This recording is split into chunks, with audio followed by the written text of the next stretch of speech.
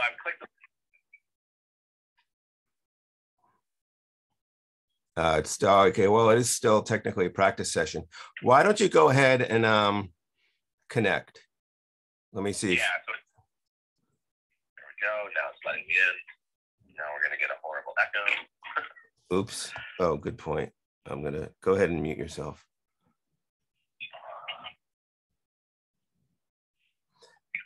Are you seeing like a wait screen or something? Oh, there you are. Okay, very good. All right. Oh, very good. Okay, because do you see and hear me? I'm going to mute the phone. Yeah, I'm gonna hang up the phone. We can call each other back. Okay. Okay. All right. So I think you're muted. Your audio is muted. All right. Now I'm going to put in my headphones. Okay. All right. Very good. Okay. This is fine. Okay. This is fine.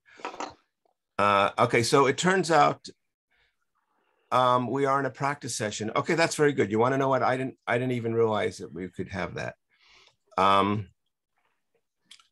So that's great. So I wonder if I could do the share screen. I should be able to. Only who can share? Oh, that's a control. Okay, there we go. I'm going to share that. Okay, so the poster is now sharing. Okay. Cool.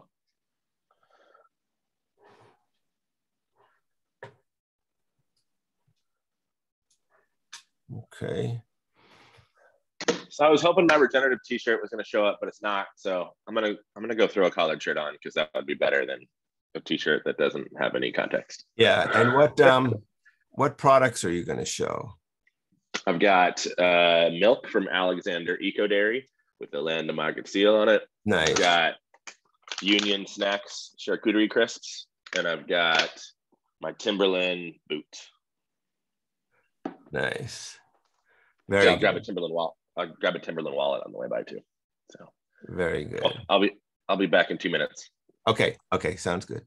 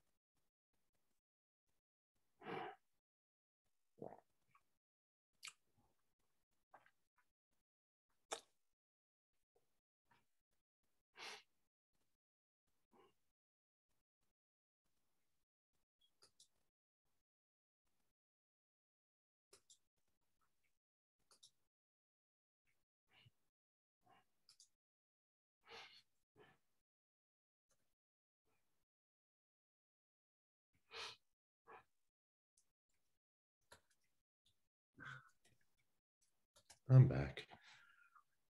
Very good. I've already started it, by the way. Cool.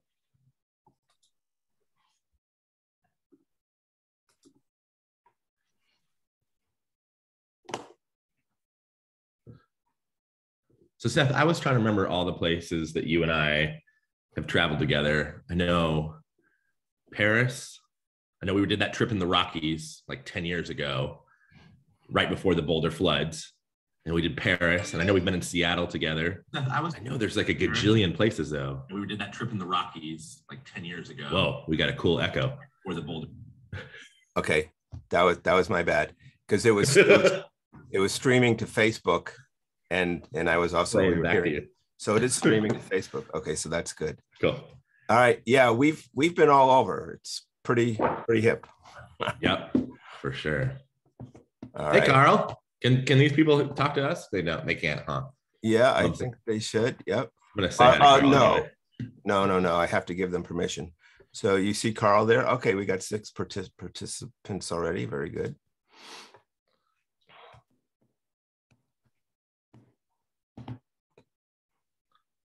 And the chat is already happening. Okay, very good.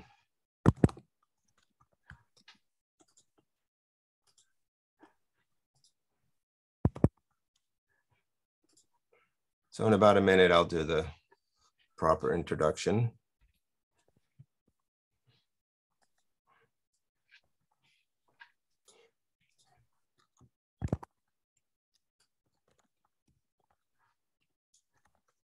Carl raised his hand.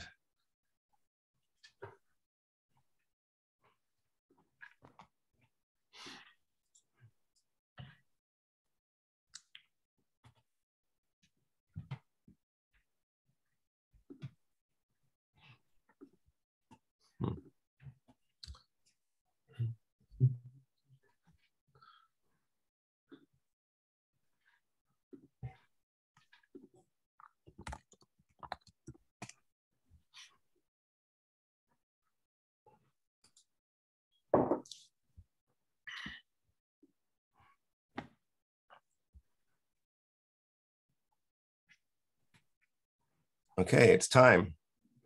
All right, I'm going to stop the share. And there we are. Okay, well, hello, everyone.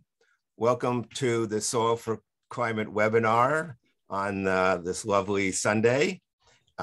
Today's webinar is titled Land to Market, Healing Earth and Climate with Regeneratively Sourced Products. And I got to say, I love that title. And we are honored today to have as our special guest, Chris Kerston. Chris is the Chief Commercial Officer with the Savory Institute's Land to Market program. And if I may, I just want to quote now from the Land to Market title page on their website, quote, "We are giving a voice to the land and are the world's first verified regenerative sourcing solution for raw materials such as meat, dairy, leather, and wool." Just love it. Perfect. Okay. So without further ado, let me turn the floor over to Chris and welcome so much to being part of this. The floor is yours. Feel free to make an introduction to the Land to Market program, you know, what it is, why you're excited about it. And then we'll start taking questions, you know, pretty quickly. And also I want to tell people that Chris has some products that he's going to show, a little show and tell here with some of the products that are part of the program. All right, Chris, the floor is yours. Yeah. Thanks, Seth. I love what you guys are doing. I just want to kick that off. Like, Soil for Climate has just become like a powerhouse of believers. I love the momentum you guys have built. I love following the threads on Facebook. Like, it's a cool group. So it's an honor to be here today. Thanks. Yeah, so you did a pretty good job already, but I'm Chris Kerston with the Savory Institute. I've been with Savory just shy of 10 years now. Prior to that was a rancher and farmer in Northern California, where I still reside today. And my whole career has really been focused on creating new value streams for farmers and increasing their quality of life. The whole world's kind of awakening to this notion of the soil as the solution to all our problems. That really puts the private landowner, i.e. in most cases a farmer or a rancher, as the ambassador to that solution. And yet for all of human history, we've kind of relegated that demographic to the peasant class. So how do we change that? How do we elevate their status in society? And at the same time, on the other end of the spectrum, align with consumers on shared values. We're at this point of all these amazing tipping points where consumers, I hate that word, but I haven't come up with a better one yet. But us, people, shoppers, even that's a very consumer driven word. But as we engage with our products, we're bringing our value to the table in a way that hasn't been done in the past. And so what we do at Land to Market is really focusing on bringing that food and fiber democracy to the next level. So a little Chris, history. Go ahead. Sorry, food and fiber democracy. Yeah. Hello, brother. High five. Right. Is that a phrase that's been around, or did you just make that up just now? Food democracy has been around for a while, and this notion of I was in direct to consumer sales for a long time from various different farms in Northern California, and that notion of like the best way to foster democracy is to meet eye to eye, to shake hands, to be on that person's property. But now the world is also kind of noticing the things that we wear also have a huge impact on the planet, also have an opportunity to connect on values and stories. And most of us don't have a clue where our stuff comes from. And this notion of fast fashion is no different than fast food 50 years ago, and we're dealing with all the same unintended consequences. So we are now spanning beyond just food and well into apparel and textile also. Well, I just love the phrase food and fiber democracy. It's not a bad one. Yeah, yeah, exactly. Good. That's good. Yeah. All right. Well, continue, please.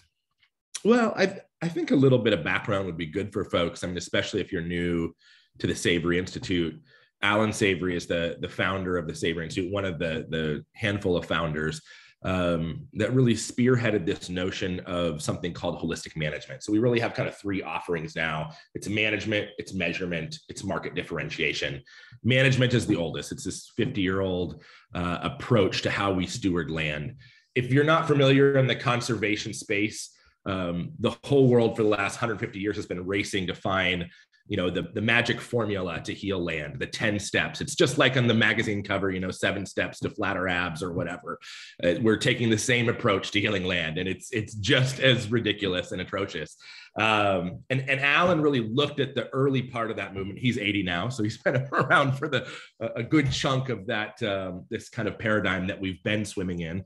And he said, the same approach doesn't work everywhere. And most people can kind of get there pretty quickly. It's like, okay, different ecoregions, different climates, that doesn't really make sense. The same best management practice that might work in Vermont is not metabolized by the environment the same way in Nevada. Most people get that pretty quickly. And he went a step deeper with that and said, the whole context of that operation actually matters. So who the people running it are, what types of things that they're raising, what they want to do with their life, who the decision makers are, what resources you have to get there. You need a bespoke plan for success for each operation. We're never going to get the silver bullet list. And I think we all intuitively know that, but it's like, okay, but just give us a silver bullet list and then we'll kind of fine tweak it in the end. And his approach was saying, no, that context part is really, really important. So he developed a proactive planning strategy. And that's a huge piece to it because the complexity in agriculture is so massive. It's a very reactive business. Every day, I've run a number of farms. Every day you get up and it's like, okay, what fires am I putting out today? Now that I live in Northern California, that's a real term as well. What fires are we putting out today? But truly every day you get up and you're kind of in reactive mode. And the goal was to pivot and say, okay, let's embrace that complexity that is nature. We're never going to overcome that, but let's take a proactive approach at the same time. So he developed this triple bottom line. It's a buzzword: social, environmental, economic. Look at all the filters. embrace kind of what your whole context for the operation is, who's involved, what you can do to get there, and build a proactive plan. And so that was the legacy. That's been the 50-year work. We've operated on all 6 continents, promoting that approach. It's been wildly successful. Tens of thousands of ranchers around the world and farmers utilize that approach.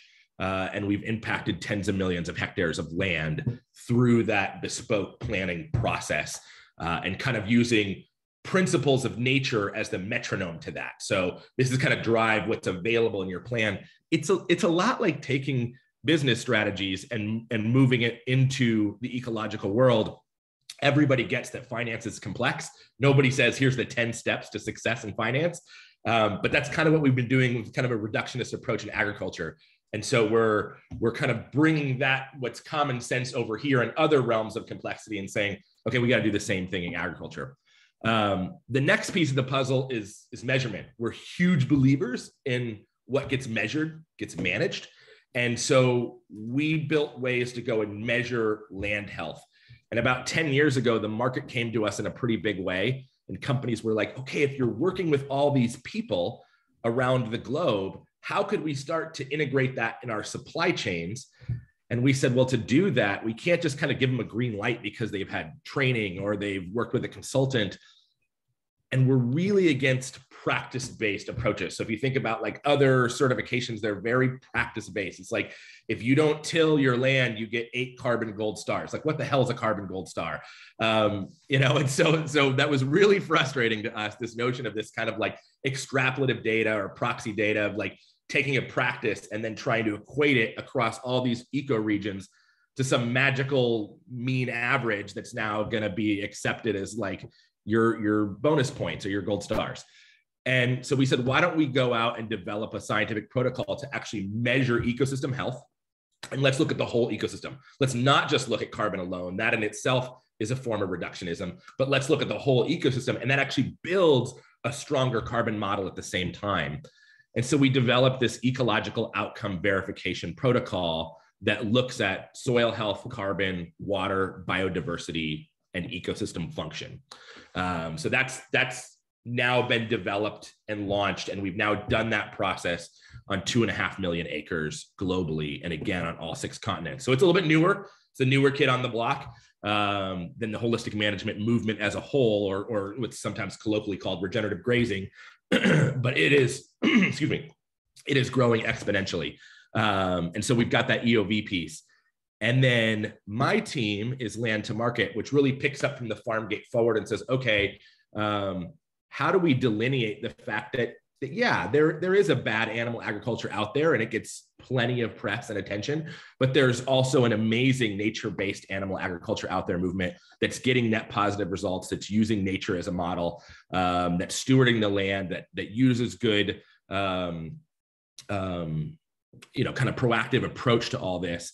How do we help the people and the masses delineate those 2 pieces? And a lot of that came from Alan Savory's TED Talk. When Alan did his TED Talk in 2013, I think it was, like the number 1 comment we got from people was, how do I engage? How do I get involved with this? And we were like, we're a business to business solution for agriculturalists. Like we don't really have anything for you. And we realized that's got to change. If we're really going to save the planet in the time frame that we have allotted, we have to empower the masses. And that's where that democracy comes in. We've got to be able to give them information to make good decisions. And right now, as you were talking about the tagline, we want to be the voice for the land in the marketplace. That was missing. That when you go into a store, there's none of the elevated claims spoke implicitly to land health. And we said, that's a place that we can play in, and we can help create that for those that's a strong value point for them, and they're going to make decisions on that. And so we launched Land to Market, which now connects that data that we collect on the ground to the consumer's values in the end. And we work with progressive brands and companies in the middle to create that flow through of, this is the product that came off the farm that's regenerating, and now you're going to engage with that and have the validity of knowing, really for the first time in history, pick up a product and say, I know this product was grown in a way that healed land. And that's super exciting to us. And apparently it's super exciting to the rest of the world, because the growth for that has been exponential. We have brand partners come on every single week. We've launched thousands of products now into the marketplace that have the seal on pack And it's just an incredibly exciting time. And I'll just kind of close with this and we can open it up more dialogue. But I often kind of joke, but it's true that for 2 decades, it felt like we were pushing a boulder up a hill. And now we hit a tipping point somewhere in the last 18, 24 months. And it's like that boulder's rolling down the other side and we're chasing after it. And there has been a palpable shift in this movement in the last 2 years that is just incredible. And everybody in this space is feeling it. And it's just a really exciting time. You know, I concur. I have noticed a difference. I think this would be a really good time actually to do a screen share. I want to show people the screen that you guys have on your website of the brands that are currently part of Land to Market. And then you can even talk about that if for a minute while I share the screen. So let's see, share screen. Yep, I believe that should do it. Okay, are you seeing the Land to Market customer page? Yep. So just scroll down to the bottom there. Okay. Well, anyway, even before, even just right here, 1,000+ verified products, 70+ member brands, 2.5 million acres measured. That's profound. It's been a wild ride. I'll tell you what, we're riding the rocket ship without a doubt, for sure. Okay, and then let's see down here. Okay, so Thousand Hills. Yeah, I don't know. You want to just say a little something about like what we're looking at right here? Yeah, so that there on the right, and here on the package to the right of the American flag is, which is a global program, but to the right of the flag there is the seal. So there's a couple variations you'll see of the seal on the pack. It's usually either blue or that white outline. That's what you're looking for. And what that means is that product has been verified to be connecting to the animals that were actually raised on that land. So when we're talking meat, dairy, wool, leather, cashmere, that means that we've built a supply chain that has that transparency and traceability back to those farms. Those farms have been verified by the EOV process. And that means they're the, $1 million word there is ecosystem services, but that means all the positive points on the land have gone up. So we're seeing an increase in soil health, carbon, water, biodiversity, and all of those kind of indicators are moving in a positive direction. Right. And I love on this particular product, this is the Thousand Hills beef, obviously. Down on the left, there's this seal, AmericanGrassFed.org. Then there's the flag. And then on the right, it's landtomarket.global. I know it's not your program, but obviously there's a relationship. Just talk a minute as well about the American grass-fed seal here. Totally. So yeah, there's a number of programs out there, and AGA is one of them that says, animals can only eat grass in their lifetime because that's maximizing their time out on the land eating grass usually. And AGA has one of the more rigorous standards on a grass-fed standard. And so they're phenomenal. We really see kind of where we start and stop is focused on that land health piece. And so, I raised, grass-fed, even organic meat for a number of years. And it was the best I could give my consumers at the time, but it didn't actually tell them the land got better. You can feed an animal organically and not graze well. You can feed an animal entirely on grass and degrade that landscape. And so we wanted to differentiate, again, that voice for the land and take the one step further. The way I think of it, and I don't want to put words into their mouth, but the way I think of it is that when you're buying something grass-fed, I think there's a component of welfare there. I think there's also a piece of nutrient density. What we know is that when you feed an animal grass-fed, you're going to have those conjugated linoleic acids be really high. You're going to have your omega-3, omega-6 ratio really high. Your vitamin ADK is going to be really high. That nutrient density piece is there. There's also probably a good chance that they are grazing well. We just don't know what it is. And so we don't see measurement as a function of like policing. We see it as a function of optimization. When you do a traditional practice-based audit, wait, I have to stop you there because that's just another great zinger. We don't see measurement as policing. We see it as optimization. Oh, that's brilliant. Are you just like, are these part of the standard talk set? Or are you just firing on all cylinders on Sunday morning? It's my Pendleton coffee mug. I guess is getting me. No, I mean, that's great. So measurement Yeah. isn't policing, it's optimization. Yeah. And that's good. Yeah. You know, land to market was, and ecological outcome verification. The ecological outcome verification, what we call EOV for short, is really the intel inside behind land to market. And land to market is the forward facing part of it. So farmers engage with EOV. When a farmer does a traditional practice-based audit, they're just reporting what they're doing. It's like reporting what you do to the IRS from a tax standpoint. You don't leave that day of your audit when the inspector comes out to your farm and kind of make sure you're in compliance. You don't leave knowing anything more about your operation than when you started. The beauty of EOV is we're creating dashboards for farmers that they're actually seeing, okay, what are the leading indicators that are going to trend me towards getting more carbon? What are the leading indicators that show that I'm going to be able to capture every raindrop and every snowflake that falls on my property, and be able to put it to its maximum utilization? So that's where, you know, it's very different than your traditional audit. And if it's a farmer first focused program, we developed it as farmers ourselves and had been through a lot of these other programs. And for the right claim, it makes sense to do a practice-based one. But for land health, we said, you know, number one, the world already thinks all animals are bad for the planet, regardless of the fact that every ecosystem on the planet mixes plants and animals together for synergy. We've just decided for food production, it's always bad all the time. And so if they're already thinking that way, we need to come with empirical data to the table to really help delineate that, no, this is happening and it's happening at scale. And there's a whole side of the story that isn't being told. And so we need that data to be really robust, but we also want that to be a function of helping the farmer to optimize their management along the way, that this isn't a one and done or a pass fail or a binary system, that we're on a journey of continuous improvement. And so that's the approach that we've tried to engender with this program. Excellent. And so let's continue to scroll here. These are 4 videos that I've noticed you've put out. There's the story of meat, the story of dairy, the story of leather, the story of wool. Let's come back to these because I want to go right to, okay, there's the buying guide. Let's just go right to the product, the brand space here. Yeah. So this was a pretty impressive graph when I came upon it the other day.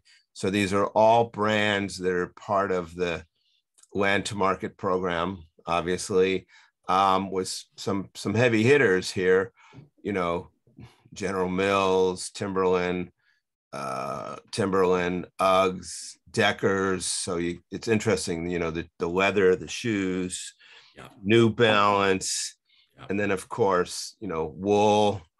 And then, you know, White Oak Pastures is beef. Yeah. So feel free to talk about any of these, but also, you know, the whole General Mills one, you know, I mean, anyway, I'll hold off on saying something. So feel free to speak to any of these brands and relationships that you have with them. Yeah. So it's always, and I think you're touching a little bit on the delicacy here. It's always a little bit challenging to talk about a brand-driven solution because I think most of us, and myself included, have you know, I'm just going to be kind of colloquial here, have kind of spent their life fighting against the man. Right. And it's like this is what has been a huge part of the problem. I think some people go so far to pin all of the problem on that. I'm not in that camp, but certainly been a big part of the problem. And so like when I told my parents, I'm going to start leading this relationship of connecting brands to good health, they were like, what are you talking about? Like, you are not the guy to be engaging with corporate America. But when we looked at this from a resource-based standpoint and you zoom out to the you know, space level and you're staring down at planet Earth and you look at the problems that we have to solve as a species to maintain civilization as we know it in all functional forms, how do we hit the goals we need to get without businesses acting as a force for good? I'm going to steal that from B Corp for a minute. Like how are we going to get there without the marketplace being incentivized to really drive things forward. And so there's a lot we can do on the policy side. There's a lot that we can do on tax incentives. But right now, the marketplace is highly incentivized to move into this new realm. And I'll tell you, this is anecdotal, but when I speak to these C-suites, these chief officers at brands, most of them at some point take you aside and say, listen, we get it. We get that we're dinosaurs. We get that the paradigm is shifting, not only from a value standpoint, but literally a planetary standpoint, that we are not going to be around for our shareholders. We're not going to be around for our own jobs if civilization doesn't survive, if humanity doesn't make it. And so they're looking at the writing on the wall going, okay, it's the Titanic, we're sinking. We've got to send out some speedboats, some lifeboats at the same time and figure out how to fix this. And they're really investing in a way that I haven't seen before. And I don't mean investing financially in us. I mean, changing the way that their businesses are being done, modeling what the future will look like. And the thing that probably is the most exciting to me, I know the drive there is from consumers. I know that woke consumers get it. But sometimes it's a little bit of an oligarchy in today's modern world, that it's like, well, we'll just steamroll you and give you fewer options and, tell you that anything else that's more boutique doesn't scale. But what we're seeing is that the finance sector has really gotten this in a big way. And so, Wall Street has kind of figured out that, okay, if there's volatility at raw material sourcing, which is their way of saying farms, that volatility ripples its way up through the value chain into the brand itself and their equity in that asset. And so they're saying, if you want our venture capital, if you want our revolving lines of credit, if you want access to our dollars, you have to hit environmental targets. And so it's a little bit of a wild, wild west, because defining what an environmental target is a challenge. And so there's all sorts of kind of like internal business to business greenwashing happening that people are like, oh, well, I'm setting my own target and here's how I'm hitting it. And it's a little bit hokey. If you read any of the like financial papers, all of that is starting to say that's not good enough. It's an early step in a paradigm shift that you have this Wild West phase. But like Wall Street Journal almost weekly, if not every 2 weeks for sure, has an article about how the alphabet soup is CSR, corporate social responsibility, or ESG. Those metrics for how you measure your impact are getting tighter and more consistent. And governments are going to come to the table next. But right now, God love them or not, finance is leading that table. And they're the ones that are saying this has got to be a change, because they're just seeing it from a pragmatic standpoint. We're all not going to be around otherwise. So that was the longest intro ever to say, we work with big brands and small brands. Our approach is to say, we're fairly agnostic to your past.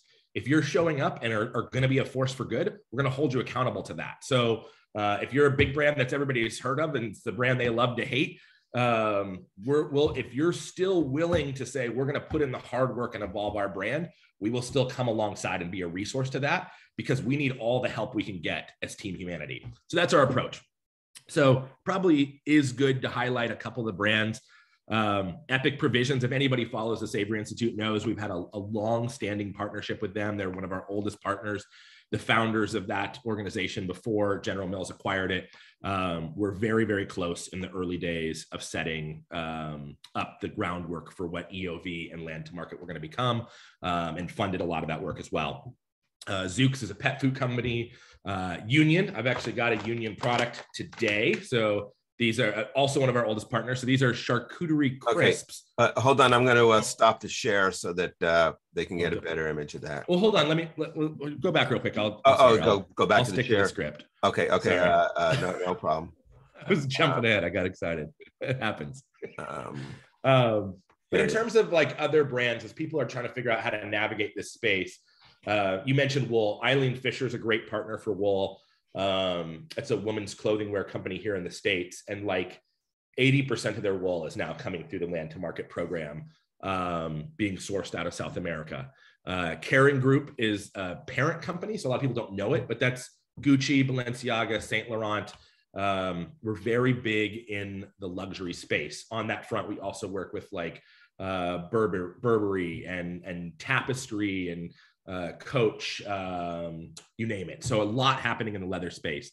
The more lifestyle daily wear is like your Timberland, Deckers, UGG. Force of Nature is a fresh meat company started by the same folks that started Epic. And they've now gone on and done their own thing. And so they're doing really cool, innovative stuff around fresh meat. We've got a lot of like leather craft people. So Aram is a small footwear company that's a startup. Abaya is another small footwear company that's starting up. One that gets me really excited is that this is now moving into health and wellness. And so we have 2 companies that use tallow-based skincare, kind of bringing back the old base of skincare was always kind of an animal product. And it was often pork or beef. And so we have 2 companies that are playing in that space. So that's Fauna and Summer Solace. Both of them are doing amazing products, all coming through Land to Market. A lot of bison products. Gleason Bison is a favorite of mine. And she actually, the woman, Sarah Gleason, used to work for Land to Market and Savory Institute. She's a rock star. Serenity Kids is an animal-based baby food. So bringing that nutrient density to kids. It's the bottom left there. So tons of cool brands, but we do work with big and small alike. And then this is probably a good time to also just kind of put a pin in. We are starting to work with cropping supply chains, but they have to integrate animals into that. And so we have done some hemp and CBD products, Mariah Vineyards. We're not putting a ton of energy into that currently, but for those that find us and it is a good fit, we do move forward in that regard. But most of our focus to date has been around animal agriculture, helping people understand that, move forward in that regard. So that's a big one for us. Okay, and I'm going to stop the share now so you can show some things. Let's start to take some questions. Yeah, so I go ahead. I think you can see the same questions I see from Cebus. Do you see that one? No. So someone named Cebus asked, do you see a Q&A? Oh, I'm on the chat one. Sorry, let me go to the Q&A one. There's a couple good questions there from Cebus. How do I get to the Q? Oh, here it is there. Sorry, it's been a minute since I've done one of these. What's the cost for a small brand to get involved with Land to Market, not including the EOV monitoring? So the EOV monitoring is the process the farm goes through. We don't make any money on the EOV monitoring. That currently is offered at cost or subsidized cost, depending on part of the world and what money we have to get available for that. I'll tell you, our internal goal is to get to a place where farmers don't have to pay for the EOV at all in a farmer first approach. We're tired of farmers doing things right, having to pay to prove their innocence. So that's our drive, is to move beyond our current business model and get to a place to where farmers don't ever pay anything for that part of it. The brands we base on, it's a tier-based approach. So bigger brands will pay a higher amount, smaller brands will pay a smaller amount. That's our proxy for 2 things. 1, how much of our resources they can take, common sense kind of, business modeling. But 2, it's how much impact that they can have. And so we want brands that are larger to not do a one and done and not say, oh, I'm going to launch one little capsule line and be done with this. We want them to be financially invested enough that it's in their best interest to keep going. And so for big brands, for billion-dollar brands, our sticker price is not small. It's a big sticker price because we want to use that as a mechanism to incentivize change. For small brands that are just getting started, that are very values aligned, but don't necessarily have a lot of scale yet, the cost is very low. And we literally have brands that are smallest tier, they just pay a percentage of their revenue. And some brands are working with us before they've ever had a purchase order, before they've ever made a transaction. And the program's entirely free to them until they start to make those sales. And then as they grow, they can hit higher tiers and the cost savings. So you tailor it. I mean, it's like holistic management. You tailor it for the circumstances, what you're saying. Right. Yeah. All right, excellent. Listen, there are some great questions coming in, both in the chat and in the Q&A.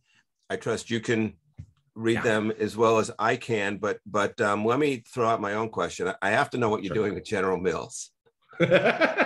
So General Mills, most of that project, and we're scoping out the potential of doing some more with them, and that's all inside of our NDA. So there's not anything I can speak to on that today, but the public facing project is through Epic. So they own Epic. And so that's where most of the work is happening with General Mills. And like I said, we're doing some exploratory stuff with them behind the scenes on other categories and other product lines that we can work with, but nothing public on that yet currently. Okay. And why don't you do, well, anyway, you can see the questions in the chat. Jay Montgomery has a question. Anne has a question. And then Janet in the Q&A has a question. But I also want to get to a little show and tell here. So can we spend a few minutes doing that? You want to do show and tell first or question? Yeah, let's do a little show and tell. Sure. Okay. So Seth asked me to bring some of the products that I just have in my house on a daily basis. So this is a wallet from Timberland. I think we've got 10 or 11 SKUs with them now. Their first was the Korma boot. So these are my personal boots. This was the men's Korma that was their first to launch. We've got lines in Europe, Canada, and US in both men's and women's with them. And it was really a groundbreaking one from a leather standpoint, because leather is a waste product of the meat industry. So farmers don't get any recognized value for that. Most of them pay a disposal fee for their hides to the abattoir. And then it goes to this long, dark, amorphous supply chain, and nobody ever knows where it goes. And then it might turn into a Coach handbag on the other side. And it's like totally disparate, the way the supply chain was on that. So Timberland was our first partner to do a leather project at scale, to say, let's work with the farmers, create a bespoke supply chain where we can trace it through and keep that value, and then actually pay the farmers a new value stream they never got paid for before. So they for the first time in history, at least in modern history, to my knowledge, at any sort of scale, farmers got paid for their hides through this project with Timberland. So their first sourcing was through that Thousand Hills that you showed earlier. That cooperative of growers was the first place that they started doing that with. And now that we've expanded that to other regenerative grazers around the world, but we started there. But moving on, speaking of looking for the seal, this is a great one. So this is Alexander Eco Dairy, based in California. They now have, they're pretty widespread in the West, and I think they now have some grocers that carry them nationally. I think Whole Foods is one of them, but they've gone big on the seal. So you can see the seal is really predominant on there. So that's what you're looking for. Certified regenerative. I just want to time out and acknowledge that. Can you hold that even a little more to the camera so everyone can really see that? Certified regenerative, land to market. Yeah, this is like a fantasy. I mean, really, no, I mean, like you said, for 11 years, it's been 11 years that I've been involved with, the Savory movement, or regenerative grazing movement, or soil as a climate solution movement. And yeah, I mean, it's just been, like you say, just trying to push the boulder up the hill. Yeah, and then here we are with a product in a supermarket with a Savory spinoff organizational label, land to market, certified regenerative. I just love it. I will want you to say a little more about what some of the variables are that you're measuring that's in the what did you call it, the dashboard, and maybe even if there's a screen of the dashboard.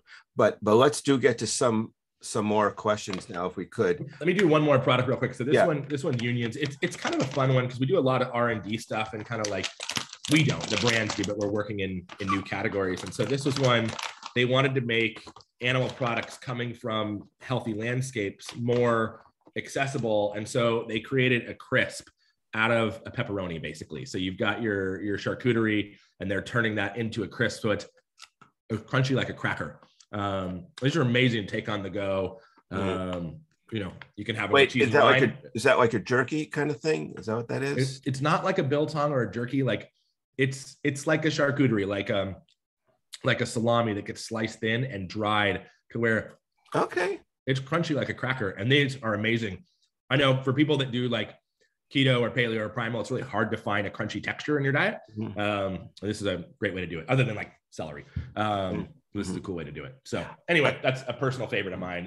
And like, it's just super fun that I went from like innovating management on the ground and like creating fun farms to now getting to work with brands that are doing innovative things in the marketplace. Yeah, this is really very encouraging. All right, so let's see. Let's do Janet real quick. So our Butcher Box and Crowd Cow online companies participating in your program. So I'll just say we're in talks with all sorts of companies like that. I mean, our program is literally exploding overnight. We have new brands coming to the table every single week. But where I would start is a more direct from the farmer option. So I would look at those like White Oak Pastures. Not only do they sell beef, they sell about every category of protein available. I'd look at Thousand Hills. They have a number of categories of protein. I'd look at Richard's Grass Fed. That's for a US context. Those would be the places that I would start and order direct from them. Now, those types of farmers might eventually feed into some of these other branded programs that you talk about. And I know some of the growers do currently, but they may not have a way to segregate that, or they may not be tracking it. All of that will come in due time. But I always say, whenever you can, buy closer to the farm and direct from the farm whenever possible. So I would say start with those brands for sure. And they are already all 100% in compliance. Excellent. Why don't you just grab a few more questions while you're at it? Let's do Ed's. So are you including those using cover crop grazing? Absolutely. That's actually how you would get the crop to be eligible, would be to have the animals either grazing off green residue. So you're grazing off a cover crop, or cleaning up some sort of crop residue afterwards, or some sort of concurrent grazing like we do in vineyards and other certain vine crops and orchards. And then you just, on that one, you're addressing more of a food safety side of it. And it doesn't have to just be grazing. We're looking to just get people to remember that animal impact is really important in nature, from everywhere from the desert to the tundra, jungles, everything in between. Nature uses plants and animals together. It's only humans that are like, nope, plants go over there, animals go over there. They're very different systems, and we're going to ignore all the unintended consequences come from doing that. So that's what we're trying to get, is to bring that back together. So there's all sorts of ways to do that. We've been trying for 18 months now to get a pilot going on cotton in India, where they're not even harvesting those animals, but they are using them to graze off cover crops. They're doing companion plantings, and they're using it in crop residue. They're trying to grow the cotton more as a perennial, which has other added benefits to be able to hit those metrics for EOV. And we just can't get resources into the country in light of what COVID has done and lockdowns and things like that. But those are exactly the kind of pilots and projects that we're working on in cropping. Excellent. And speaking of cropping, I want to ask about agroforestry.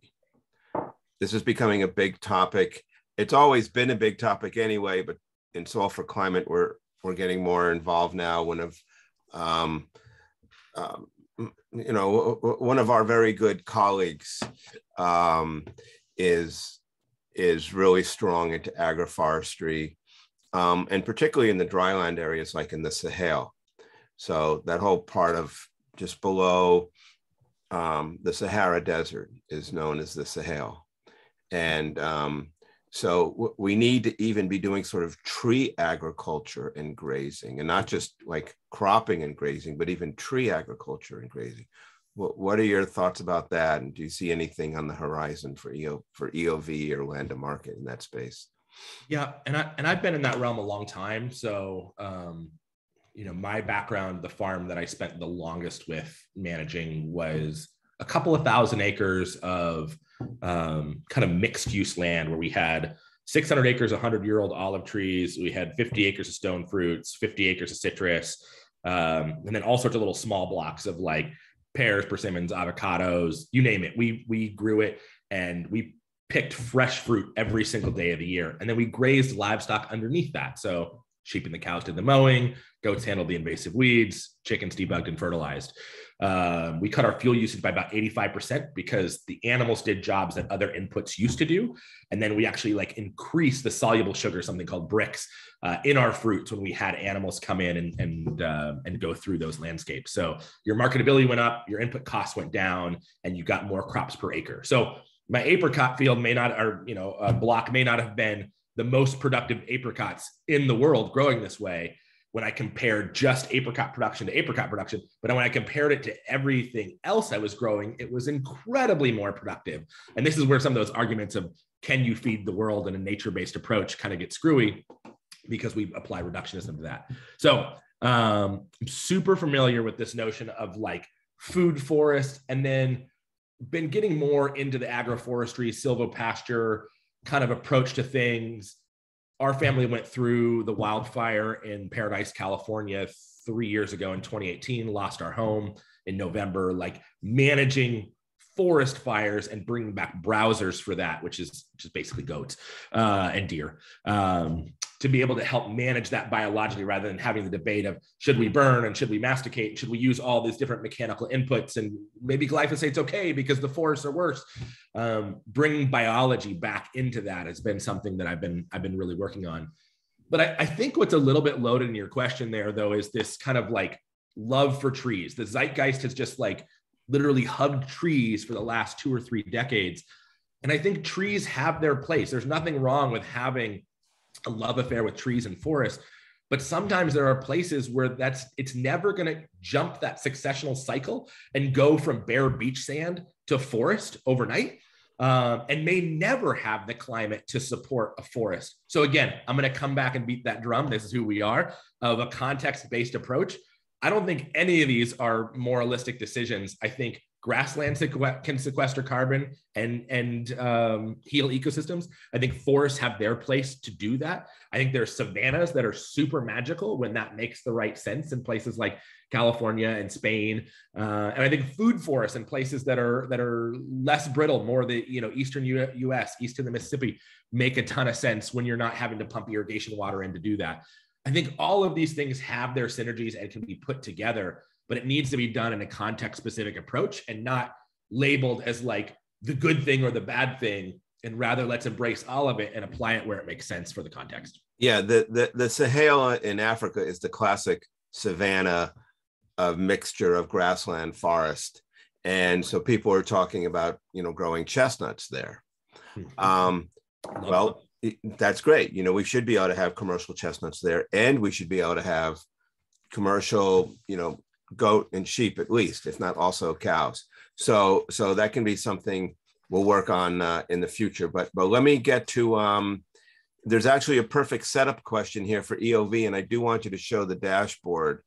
Anne says, to what extent are universities involved in EOV? And let's also use that as a segue to show the EOV dashboard. Yeah, I don't have the dashboard up. We can do a future session where we do that. And we can show what that reporting looks like. But in terms of university involvement, it was done with rangeland ecologists around the world and universities around the world. And so we had a team of rangeland ecologists in Argentina. Michigan State University is a Savory hub and was super involved in taking the work that was done out of Argentina and taking it globally. Texas A&M and Richard Teague were involved in this. We had some researchers in South Africa, some researchers in Australia that were involved in pilots. Lincoln University in New Zealand was involved, and in the Nature Conservancy. So it was a pretty wide conglomerate or consortium of academic partners to kind of push on things and take it to the next level. Basically, where we started in holistic management, we had been teaching ranchers how to look at the leading indicators of land health for a long time. We needed to get to empirical values on lagging indicators, and we had to get to scalable statistical relevance, is basically the fancy way of saying we had to get something that was cost effective that still gave us the type of outcome-based data that we were looking for. And so all of those people played a different role in kind of bringing a piece of that solution. And there's ongoing review that happens in that process as well. And then we have a group of what we call master verifiers. They're also involved in kind of the quality assurance side of that ecological outcome verification, and they can push and influence on how processes get done and evolved over time as well. So we're always bringing that that top shelf kind of gold level standard of data collection and scalability. And even though you can't show the dashboard now, what are some of the variables that are in it? Yeah, so again, we're going to be looking at soil health. We're going to be looking at that sequestered carbon. We're going to be looking at water infiltration and soil water holding capacity and biodiversity. Biodiversity has been one of the hardest to scale and to create a solution for without bringing technology in. Part of scaling is we need to be able to do this in all parts of the world. So these kind of early versions of EOV have to be equally deployable in Central Australia, Outer Mongolia, Western US, places that are far from resources, that you're not going to get a backhoe in and dig a pit, that drones may not be available for the economics of that region. Satellite imagery can be brought in, but we all know it's the global data sets are pretty low resolution. And so we needed a way to scale training people that have skills in this field to be able to go and collect data off the land, send it off to labs, do some qualitative scoring on the land while they're there, and kind of wrap that all up together. So biodiversity is one of the harder ones to get. We do have a respiration protocol for biodiversity in the soil. It's not ubiquitous everywhere, so it's not in every standard that we deploy everywhere, where a huge part of what we're bringing is consistency. So that baseline EOV doesn't have that currently, but we do plant analysis and insect analysis on the biodiversity one. We've been part of a couple of pilots to look at more ways to catalog wildlife through like remote cameras. But again, that brings a scalability solution when you're trying to do that in Ghana, versus in California. And so getting access to those types of tools and materials, and now with the world supply chains, makes that even more challenging. So biodiversity is a fun one. It's one place that we do use the tiniest bit of extrapolative data that you can look at biodiversity of what's happening in plant species. And there are some indexes that say we would expect to see about this much equivalent biodiversity in animal species as well. And so we do use that as a factor that we look at in our dashboard reporting back to the farmers. So are there basically four, you said soil health, carbon, water infiltration, and biodiversity. Is that it, sort of those four? I think there's about 25 leading indicators that get looked at. So a leading indicator is something like how quickly dung decomposes. So that's telling the producer, okay, what's the metabolism of my soil, of my ecosystem? How quickly during the growing season and the non-growing season is the microbes able bugs and stuff able to reach up, pull that down, and bring it down under the soil? Or do we have this white crusty cap that's 5 years later still here? So that's a leading indicator, and you can find correlations between things like how quickly your dung decomposes to how much carbon you're sequestering. So when we measure the carbon, we can look and show the farmer, this is one to pay attention to day to day. We're measuring both. We're not going to throw away the measurement. We're measuring both, but that leading indicator is really important. So there's like 25 leading indicators that we look at, and then there's like half a dozen lagging indicators that we look at. Those lagging indicators are the ones that typically get sent off for the laboratory analysis, that gets sent out and done a soil profile or panel on. I'm interested in the infiltration. How do you measure infiltration rates? Yeah, it's the classic old, I think NRCS probably took it the widest. You put a ring in the ground, you put a piece of mylar or plastic, you pour a set amount of water in, you remove it, you time how long it takes to go in, and then you do it again. So you're doing it pre-saturation and post-saturation and measuring how long it takes to infiltrate. And that's been used widely in rangeland and crop settings. Is there on the website somewhere, either on the Land to Market or on the Savory Institute, is there a place where those 20 indicators are listed? Yeah. So if you go to savoryinstitute.org, or it's actually savory.global now. You go to savory.global, yeah, and then go to programs. It's under EOV or under Land to Market to get to EOV. But if you go to the EOV page, and I can put it here in the chat in a second, there's a PDF that says download this PDF. You don't actually have to download it, just click on it and it opens up, and you have the whole protocol for EOV is spelled out there. I think I'm going to just do a quick share on that right now, just so, do it. What the hell, just so people can obviously they can go on their own, but I want to just do a quick share on it as well. So here's savory.global, and this is their EOV page. So now scroll down, and there a little further, right there on the left. So click download that PDF. Right there. Okay, yeah. I see. Okay, that's all right. I'm not going to do it right now, but this is where people can go. Yeah. I'll grab this. And it will just open up in a new tab, and then you've got it right there. So. Okay. Yeah. Okay, very good. All right, that's excellent. So let's see, we have, 9 minutes left. Let me stop the share. Actually, hang on one second. This will all happen very quick. Look how fast that was.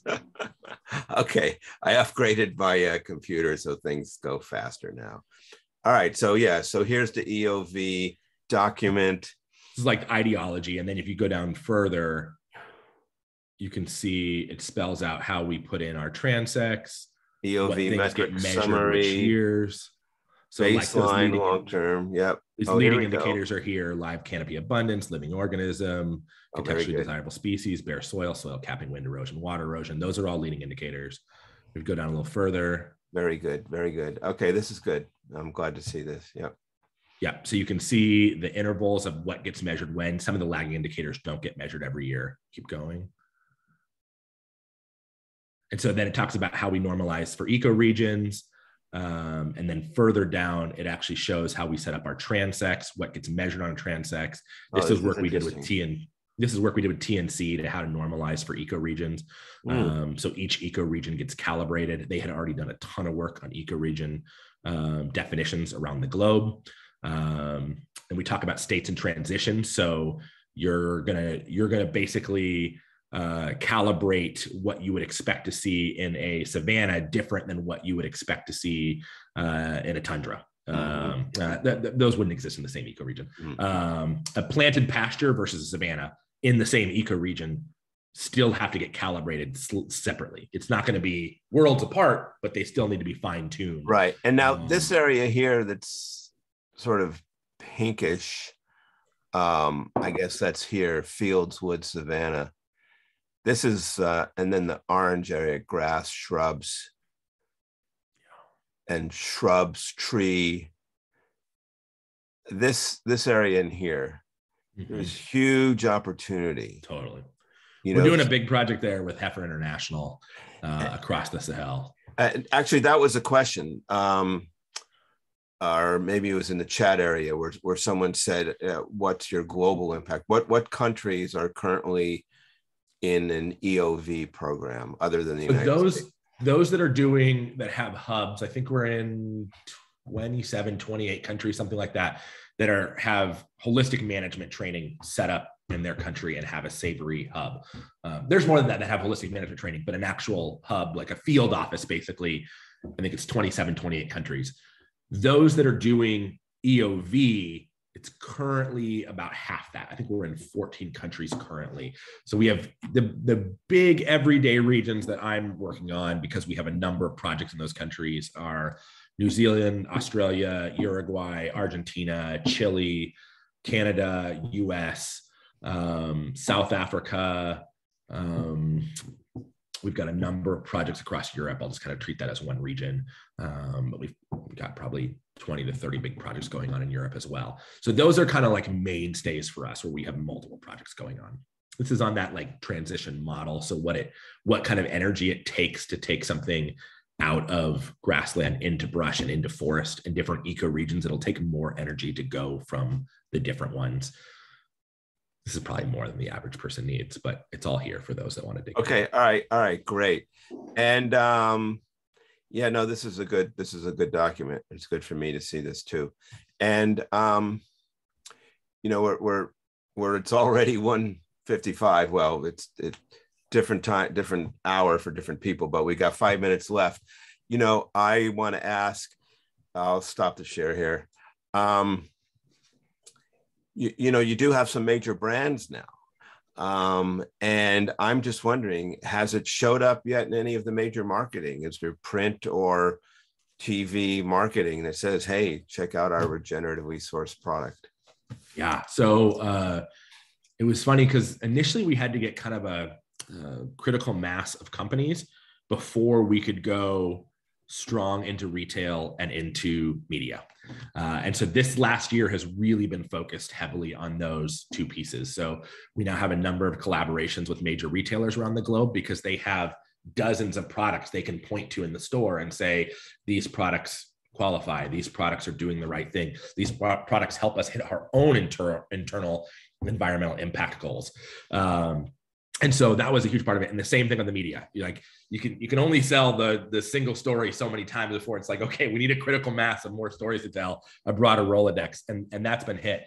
Was pretty excited that we got, it was actually one of our smaller brands, but got them on the Today Show in December talking about regenerative, and that was Rep Provisions, which is actually started out of a Savory Institute hub in Oklahoma. Really cool products, fresh meat, packaged meat. They were doing initially like a meat stick that you dip in nut butter. They've got popsicles that are made out of bone broth. And like, it sounds weird and gross and like, oh, they're just trying to be edgy. Popsicles made out of bone broth. That's another They're one. Delicious. Like, oh, it's God, incredible. So they're a cool company. So they got on the Today Show. And then like the big players are doing it. You'll see it's different in apparel than food, but you'll see like Timberland has products that like in the package has like, this came from regenerative leather. It talks about that program. Food always wants to use the seal because they get synergy from the seal. So they want to put the seal on package. That's a huge driver for them to get that seal. So like Applegate just launched the Do Good hot dog, which all came from verified regenerative meat sources. And now we're about to launch the Do Good burger with them as well. And so all of it talks about land to market and regenerative and all their marketing collateral. But yeah, these days, a lot of what we do is those marketing campaigns and helping the brands operate with consistency of what the hell does regenerative really mean, and making sure that we're saying it the same way every time and that we're clear about what it is and clear about what it isn't. And I think we've seen other elevated claims previously not do that well. They let consumers think they were everything to everyone. And we're going, no, we're going to be a voice for the land. And that's where we start and stop respectively. And there's nothing wrong with that. We want to do that part really, really well. And there's all sorts of other bolt-on things that people are already doing great things in those spaces. And let's continue to let that move forward and then create that democracy of values again. Well, you know, I mean, I'm thinking about a company like Timberland. I mean, obviously, you know, I mean, they get superstars, you know, and rappers, you know, A-list celebrities to model their shoes. So, you know, when are we going to see that? You know, when are we going to see an A-list celebrity, you know, rocking their Timbs, you know, but they're the land to market certified Timbs, you know, when, you know, that level, you know, Super Bowl halftime. I think we're right there, man. I can't point to specifics until we're doing it, but I think this is an incredible year of excitement. And the thing that our team holds onto white knuckle. I mean, we're not going to let this become a greenwash play. It has to be with the validity behind it. So superstardom, awesome, if it's got the validity behind it. And that's what we're driving forward. So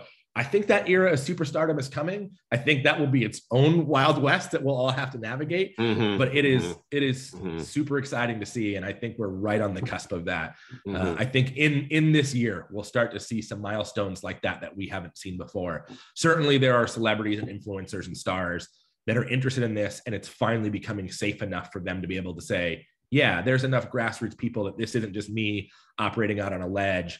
There's a group of people to support me. And this is not so boutique anymore. It's going mainstream in a hurry. Yeah. Well, listen, we're at the hour now. So I just want to say thank you for being with us. And I'm so excited about this. You know, I really want to see the stuff in the supermarket. You know, I want to go to the supermarket and see the label and get people talking about it.